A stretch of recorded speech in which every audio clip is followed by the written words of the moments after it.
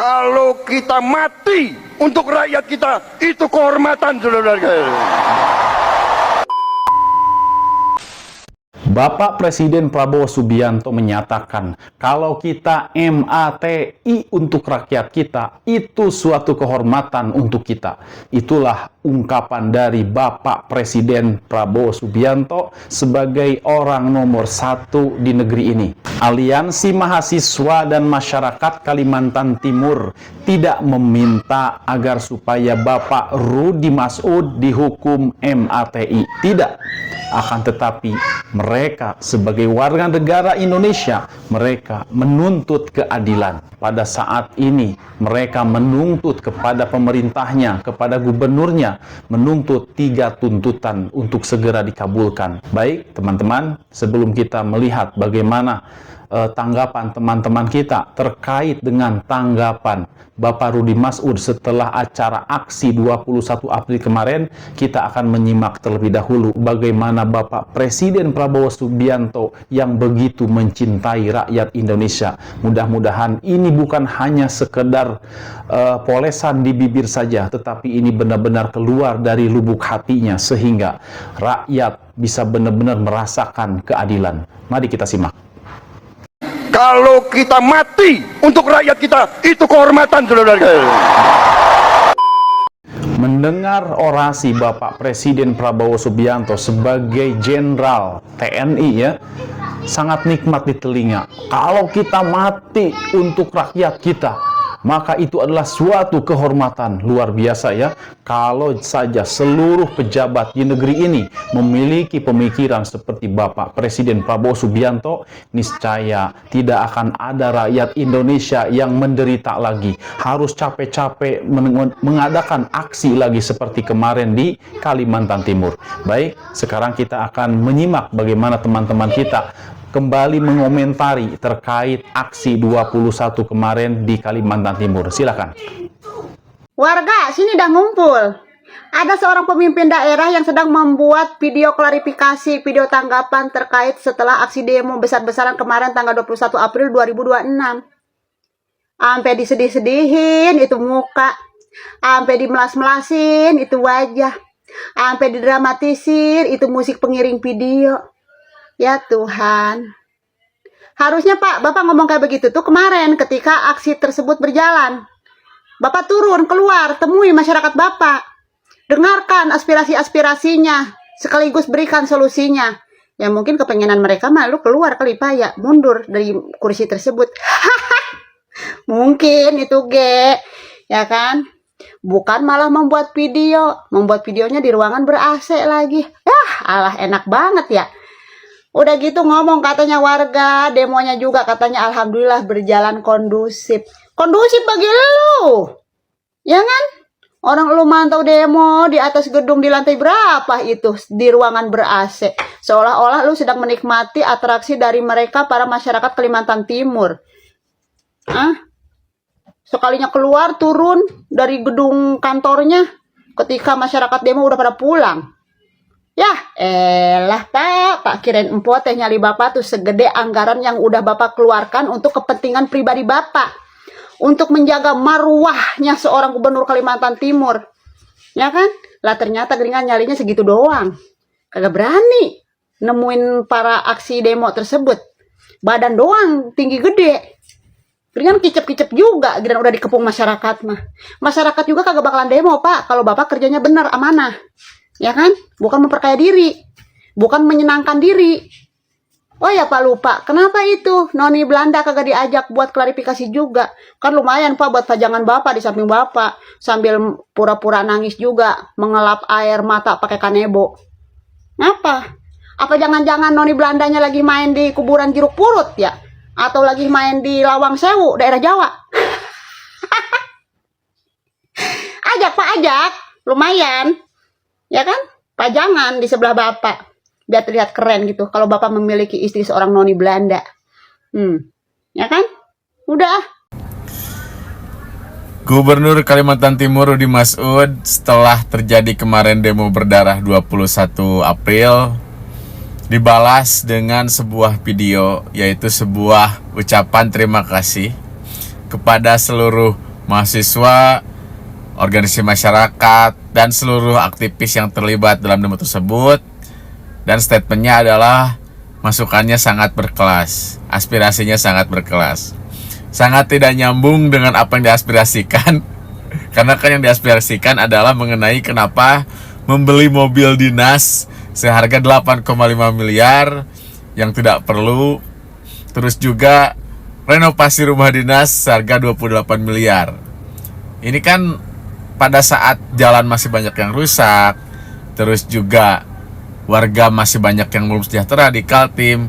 Ini Gubernur Kaltim menggunakan dana negara untuk bermewah-mewahan. Harusnya kalau misalkan beliau ingin hidup mewah, ya gunakan saja uang pribadi. Karena kalau misalkan memakai uang pribadi, saya yakin tidak ada masalah. Ini kan beliau kan ingin hidup mewah menggunakan uang negara. Nah, itu yang pertanyaannya. Harusnya kemarin itu si demo 21 April itu, ya sebenarnya menurut saya itu nggak ada kejelasan itu dari hasil demo itu apa gitu.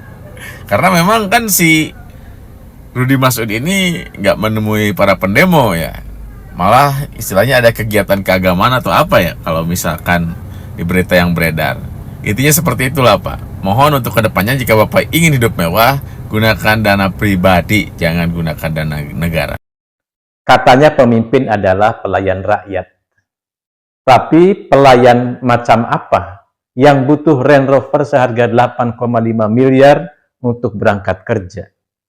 Pelayan macam apa yang merenovasi rumah dinasnya 25 miliar, lengkap dengan akuarium laut dan alat fitness?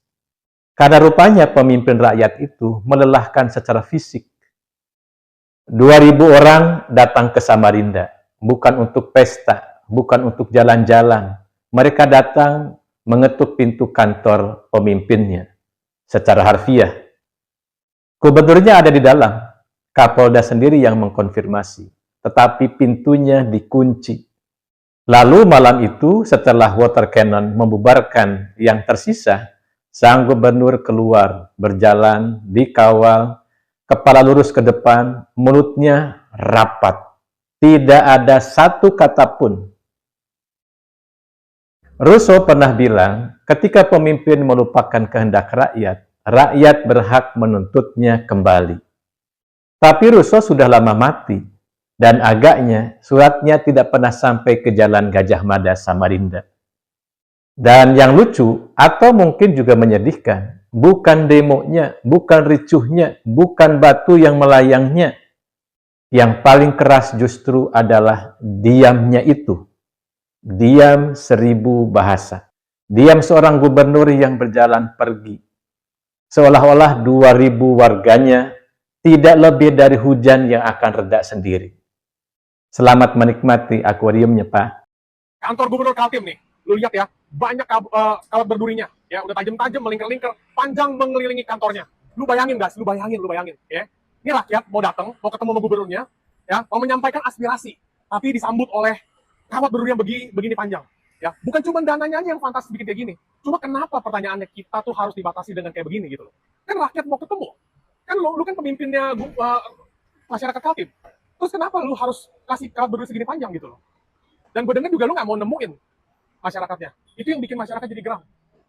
Ya mudah-mudahan aksinya bisa berjalan dengan damai, nggak ada korban, dan semuanya bisa terselesaikan. Aspirasi masyarakat pun bisa lu dengerin, lu lakuin, bukan cuma hidup-hidup head on gitu. Ya buat saudara-saudara kita, stay safe.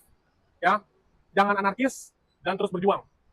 Kita support dari sini. Semoga aspirasi kita dan semua yang tadi mahasiswa, anak-anak kita sudah mewakili kita bisa terlaksana semua dengan baik dan damai. Dan kedepannya juga disegerakan untuk dilaksanakan apa hak-hak kita. Bu, tadi ada berapa tuntutan sih yang dibawa? Bisa dijelasin apa aja tuntutannya? Tadi itu tuntutannya ada 7 tuntutan. Tutup Bu, baca Bu. Satu, ya ada 3 tuntutan. Ada 3 tuntutan.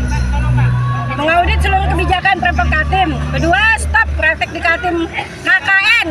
Mendesak DPRD Kaltim segera bersikap dan menjalankan fungsi pengawasan secara total seperti itu. Oke, thank you Bu. Bu, tadi perkiraan masa ada berapa jumlah banyaknya? mungkin 2.000 ada? 7.000 lebih. 7.000. Dan mungkin akan bertambah kan. Kita kan kembali lagi untuk melakukan orasi di depan gedung gubernur. Kalau yang di di DPR tadi ada berapa masa? Itu semua 7.000 apa 2.000? 3.000-an lebih. 3.000-an lebih. Kalau yang di DPR 5.000. Dari kami dari Satgasnya memperkirakan tadi sekitar 3.000 lebih. di DPR ya? Ya, siap. Oke, thank you Bu. Terima kasih. Ratu Riu ya? sebagai jabatan dinasti Saya tadi mewakilin Ketua Umum Ormas Daerah di Polada Tegentato, Lembaga Adat Dayak Tunjung Munur Bentian, dan Satgas di...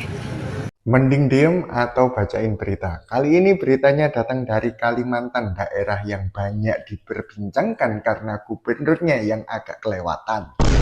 Ya, seperti yang kita tahu bahwa kemarin itu ada demo di Kalimantan, demo besar-besaran untuk berdiskusi dengan gubernurnya yang sudah menganggarkan 8,5 miliar dan 25 miliar untuk mobil dinas dan rumah dinas.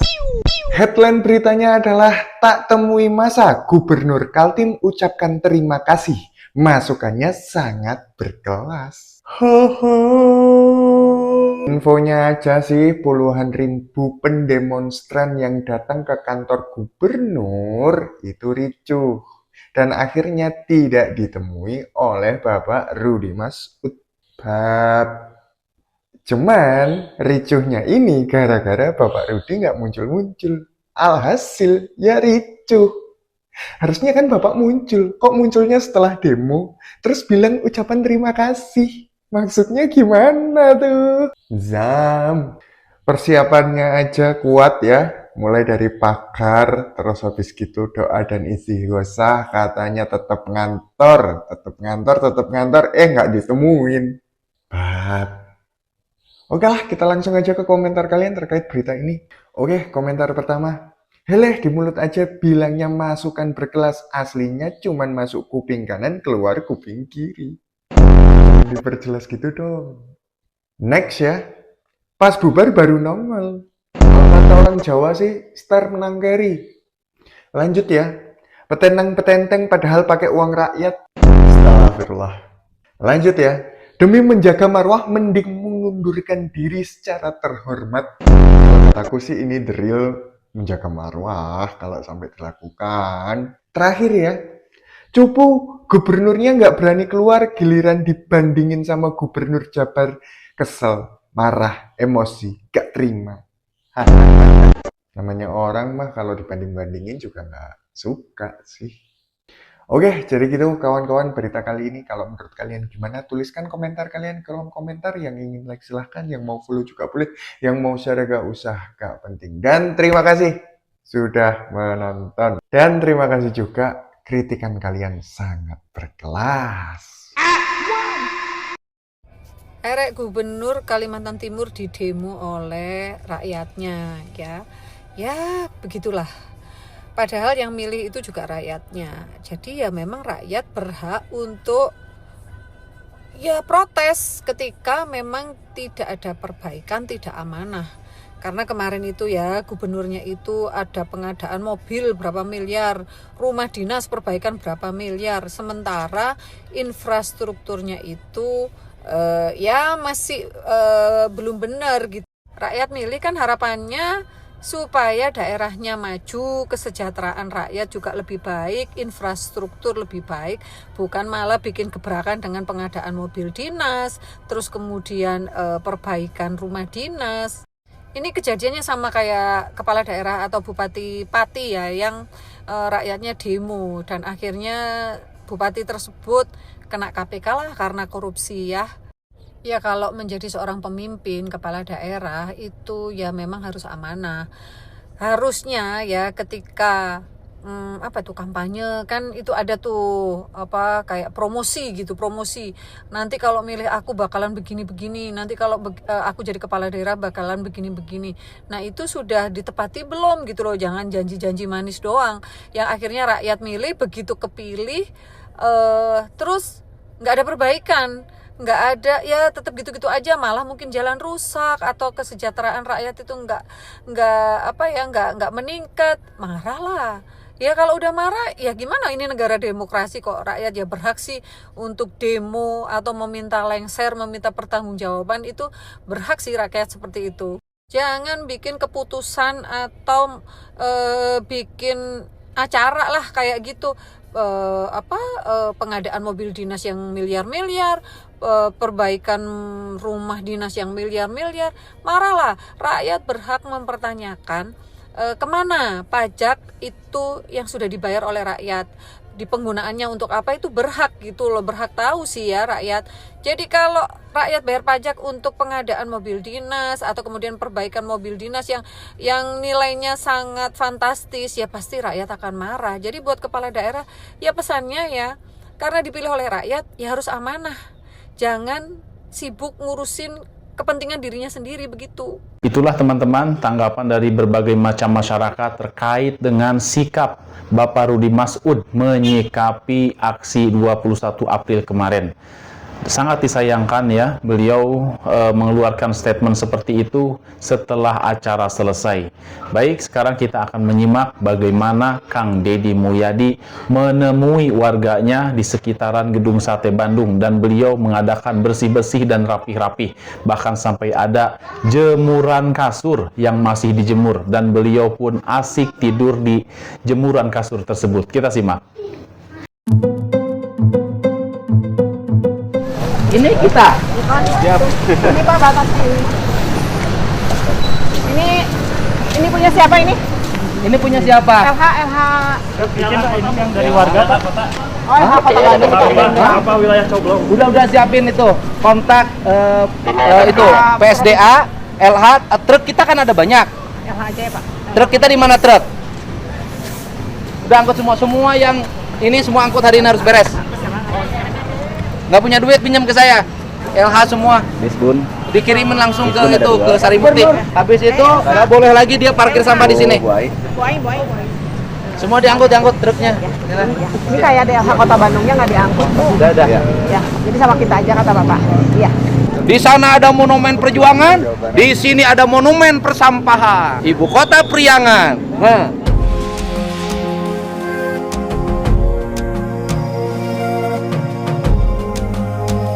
Ini kan bisa dibuka. Ini jalan kota.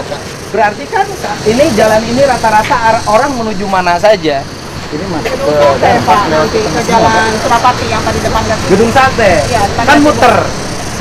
Kan jadi penumpukan. Di arah Pasteur dan Pasopati kan. Pagi-pagi macet. Terjadi penumpukan karena seluruh arus kendaraan ke sana. Kenapa kita tidak lewat sini sebagian? Kalau ke Surapati dia sama dia. Iya, jadi itu macet. Coba sekolah teh lalu ursing pinter sautik. Nih, bukan nih. Buka coba. Besok kan orang bisa lewat sini, bisa menikmati bundaran ini. Maha ieu teh, masa negara diatur ku tukang dagang. Coba, Pak. Tinggal dilihat aja peta jalannya. Nanti bisa jalur itu, bisa nih jalur misalnya itu jalur dari situ ke sini muter. Ini jalur dari sini langsung belok sini. 2 jalur. Tuh, nanti dipotong, Bu. Premanisme bikin susah warga. Pungli bikin resah wisatawan. Ari ieu awut-awutan nice ya, iroh nyeun plang teh gede-gede teuing. Dibongkar, Bu. Nanti suruh ada yang bisa bongkar ini enggak?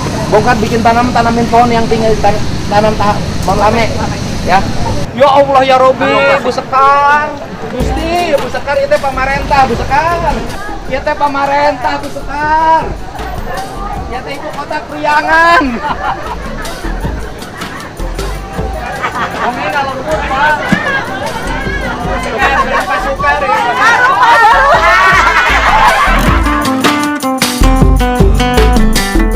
Ibu Sidari Pak Sukar. Bandung ya teh ibu kota Priangan.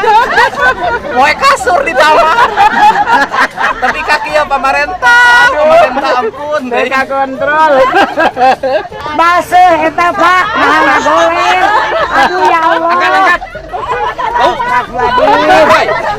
Jaban disenat capit tuh ya aduh. Saya berani taruhan, itulah gubernur satu-satunya di Indonesia ini yang sudah melakukan tidur di atas kasur, ya, di atas jemuran kasur milik warga. Dari mulai negeri ini merdeka, saya rasa belum pernah ada seorang pejabat gubernur yang tidur di atas kasur yang masih dijemur oleh warganya. Demikian tayangan kali ini, semoga bermanfaat. Wabillahi taufik wal hidayah. Wassalamualaikum warahmatullahi taala wabarakatuh. Terima kasih.